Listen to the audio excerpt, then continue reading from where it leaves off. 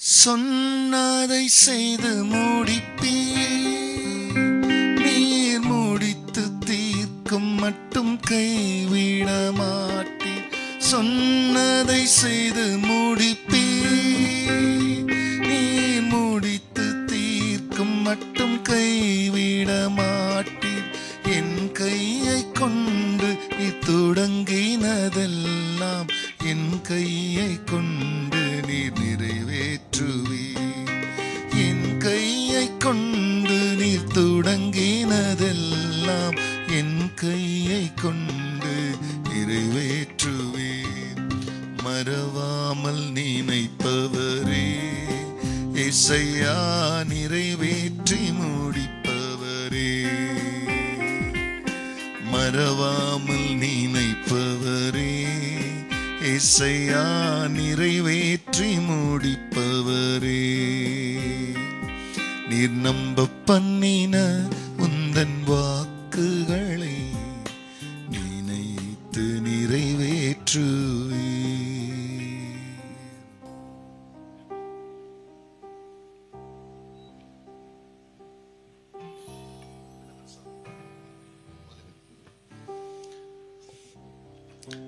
கர்த்தருடைய பரிசுத்த நாமத்திற்கு இந்த காலை வேளையிலே மகிமை உண்டாகட்டும். ஆண்டவராகிய இயேசு கிறிஸ்துவின் நாமத்தில் வாழ்த்துக்கள்.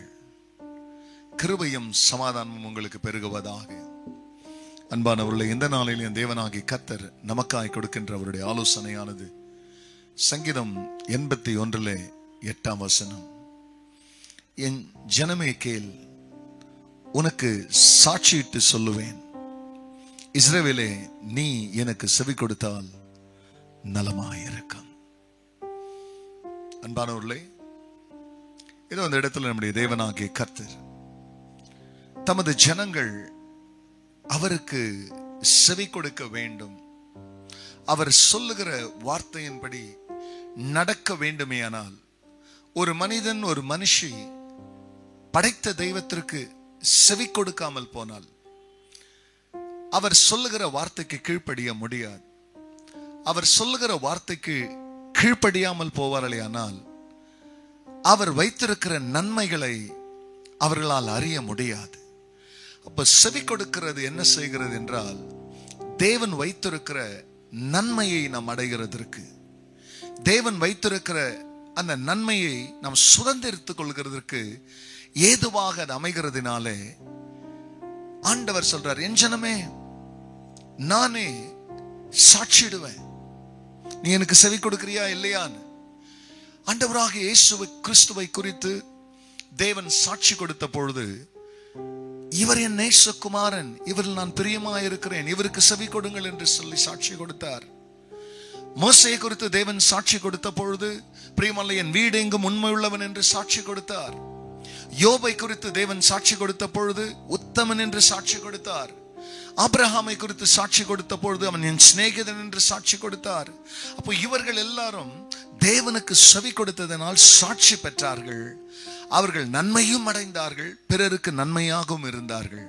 அதுபோல செவி கொடுப்பதின் வழியாய் கர்த்தர் சொல்கிறார், உன்னை குறித்து நான் சாட்சி கொடுக்க எனக்கு நீ செவி கொடுத்தால் நலமாயிருக்கிறார்.